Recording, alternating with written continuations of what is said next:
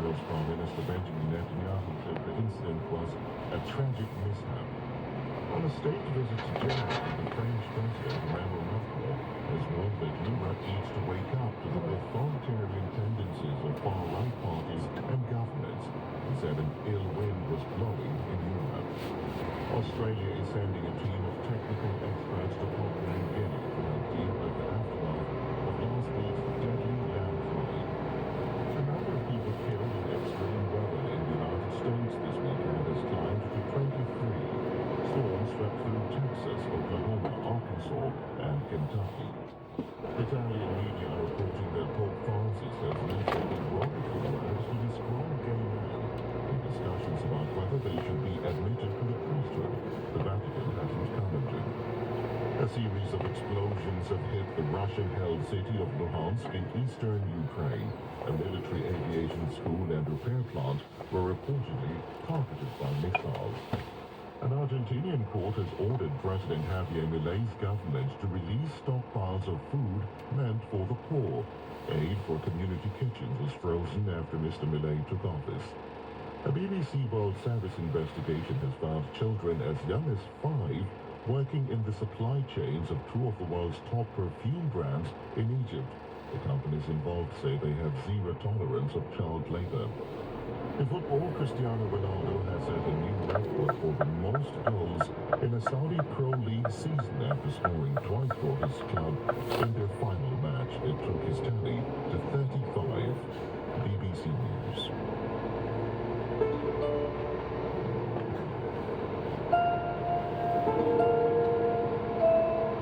Let's talk about madness. This is one place where such words should be spoken.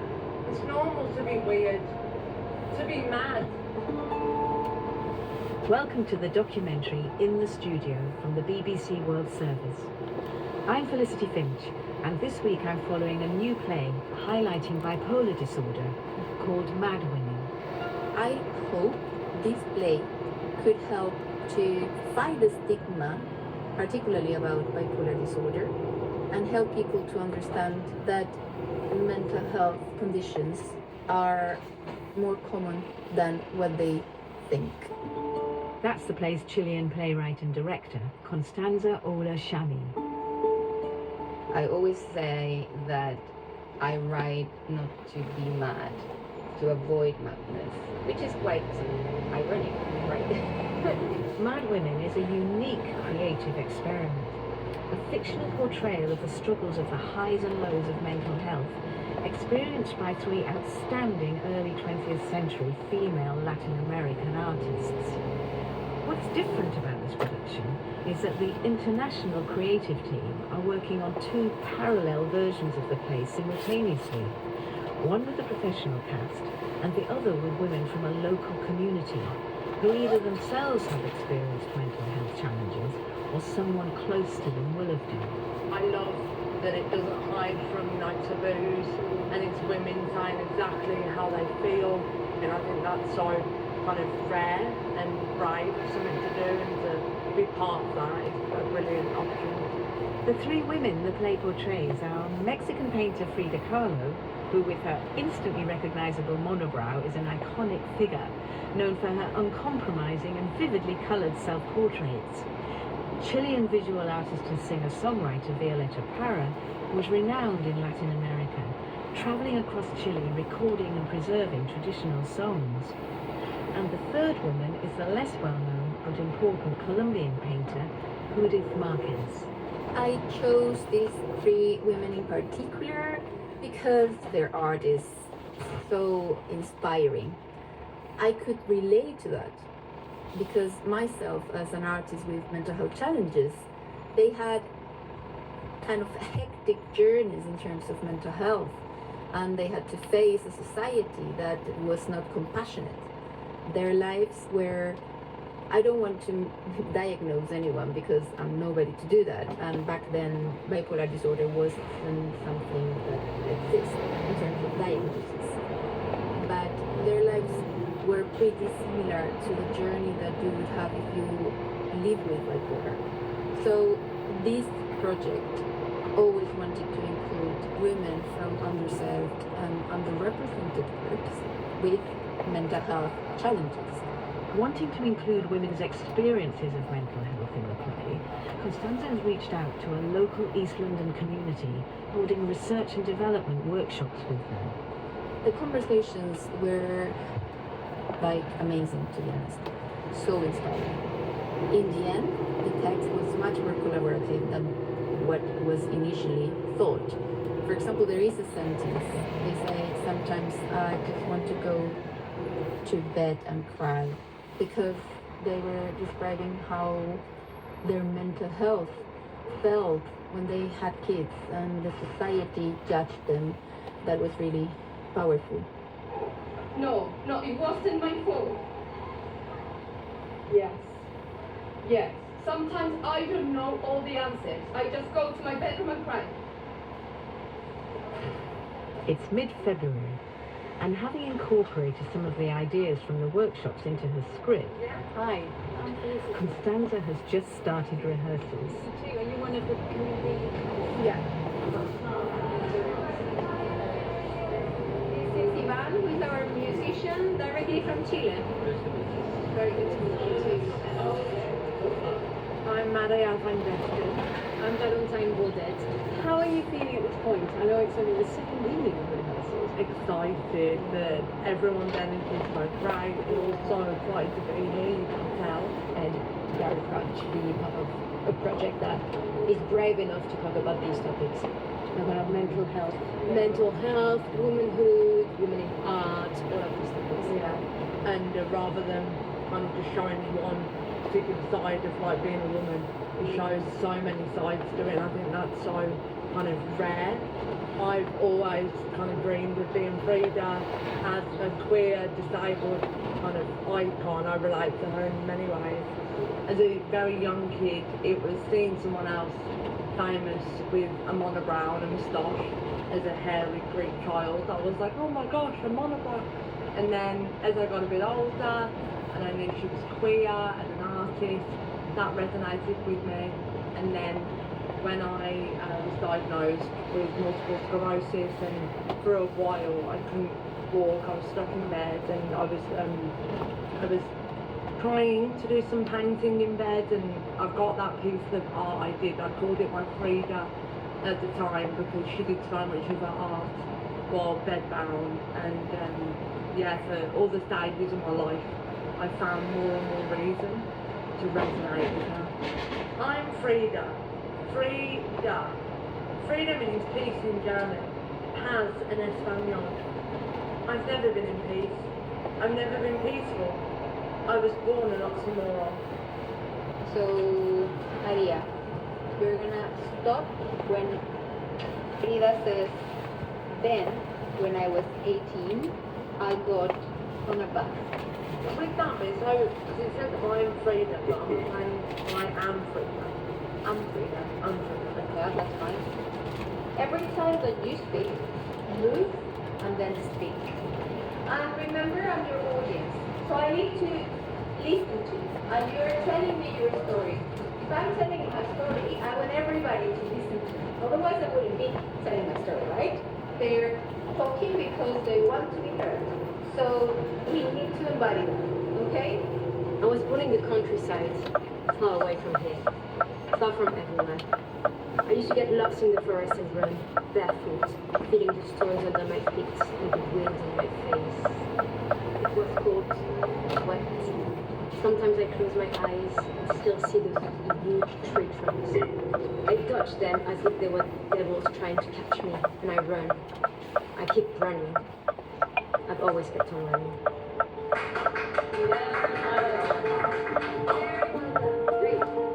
You're listening to the documentary In the Studio from the BBC World Service, following the production of the play Mad Women, a fictional portrayal of the mental health challenges faced by the Mexican painter Frida Kahlo, Chilean singer-songwriter and visual artist Violeta Parra, and Colombian painter Judith Marquez.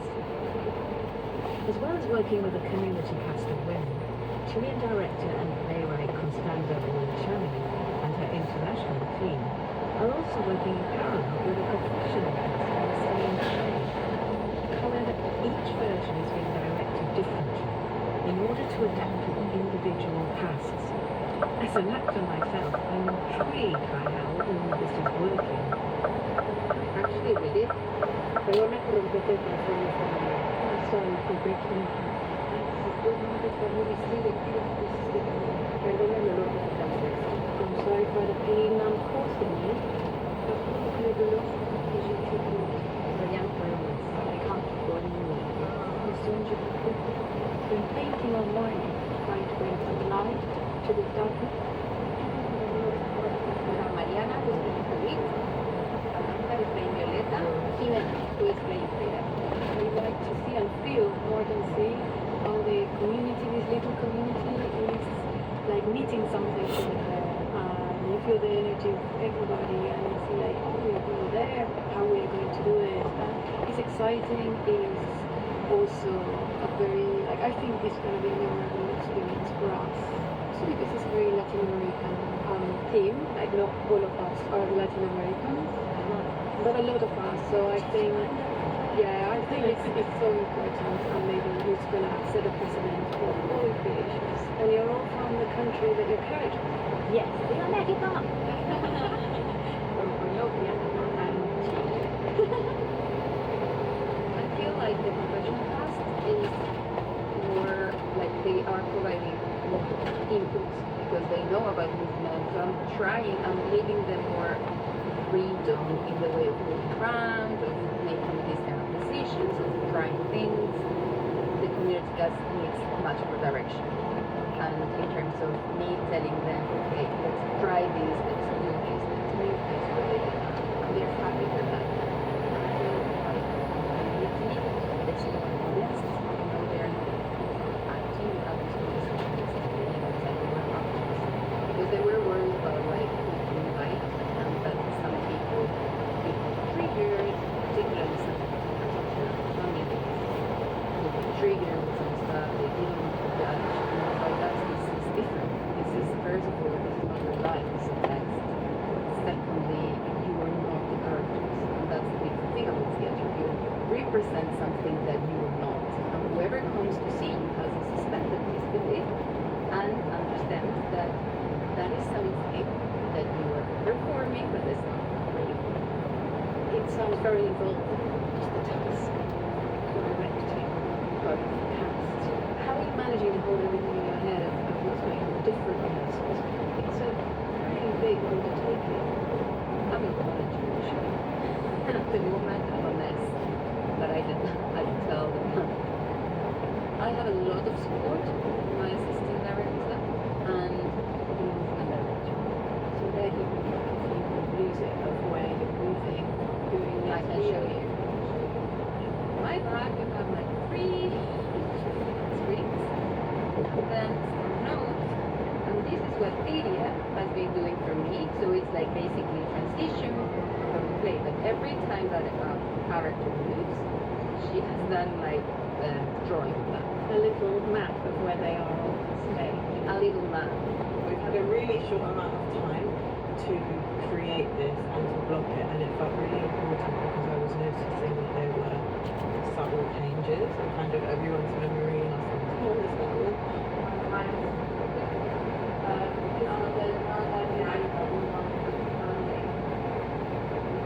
We've never done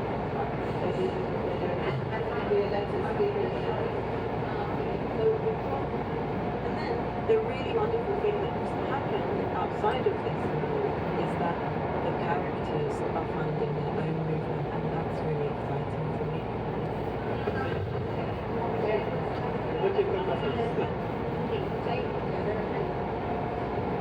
Here we are in the heart of London, where you've assembled a very international production team and creative team, many of whom are Latin American countries, and there's lots of Spanish flying around in the rehearsal streets all the time. Why do you want this? What do you feel it brings to the creative process that it's a very internationally collaborative team? it brings madness. I mean, everything's about madness in this project, you know? It gives like this kind of spice in a way, you know? And it has been a really interesting process because then the musician doesn't speak and the movement director doesn't speak Spanish. But it's funny because they can communicate, you know, and then sometimes we're translating, and today I was speaking Spanish. But to be honest, I mean, mad in a good way because you can create beautiful things like that come from that. So my next question, you called the play Mad Women. What did you think? And some people that is pejorative. But yes, I think it is a provocative title. And I want it to be because it immediately put a question mark in your audience. But also, it's about indicating a concept that has been pejorative, especially for women. Like talking about madness and especially talking about women's mental health shouldn't be allowed. The word disorder is being unable to detach from her idea. Like what about A roller coaster. Up, down, up, down, up, down, up,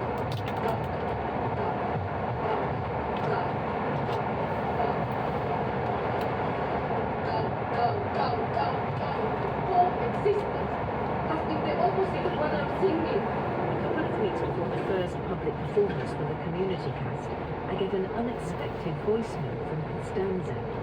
We have just finished rehearsals and it was quite emotional because the community member I spoke to earlier announced to the rest of the team that it was a hard decision because she needs to leave. Everybody was really supportive and she was really sad. She said that she really wanted to stay. Next time I meet Constanza, she tells me more about why Valentine felt she had to leave. She had too much going on at the moment and she got more workload in her job than what she was expecting. So she had a chat with me and she was like, I don't want to leave the project, but at the same time I am concerned that it's going to affect my mental health. And I basically said, well, this project is all about helping people with their mental health and not basically going against mental health of certain people. So we decided that the best thing for her was like stepping aside. But luckily for the play, a friend of one of the production team, Basha, has volunteered to take on the role. I'm feeling very grateful, very anxious as well. It's like all the feelings that runs in my head and my heart. They haven't learned their lines, the other two. You know, and I was like, wow, not even the professional cast has gone that far. So we're pleased with them. We are slower than expected in terms of rehearsing, but I feel they need to be independent. So they will be rushing. Do you feel the play is therapeutic? It definitely is. Struggling so much with my disability, and then it was only 2 years I've been diagnosed. Definitely with acting, I always had in the back of my head that my health might get in the way. I have to find a job. It's just about money, and something goes wrong with my health. And I definitely felt like I couldn't live and create the life that I wanted to because of my health. But doing this, it's everything I love. It's exciting. It's physical, but it represents the freedom through that, what she's carrying through it. Maria Montoya says she loves me, but the me without anxiety or depression. So which part of me does she love? The strong, independent woman, the one who eats the world, the one who struggles to have the world. My name is Aisha Zalago Jones, and I am 24, about to be 25 next week. Having just taken over the role of Colombian artist Judith Marquez, Basha tells me how much she sees of herself in the character. we're kind of theorising that they all had potentially bipolar or ADHD, and I think in terms of ADHD, yes. There was this one line that I loved. It's like eccentric, impulsive, and maybe a little bit neurotic. And I'm like, aha, yes, maybe a little bit, yes, a tad of that me. So yeah, I think I do relate to having most about it. I'm very grateful to be able to do this. It's kind of alignment because I'm not personally doing any therapy right now.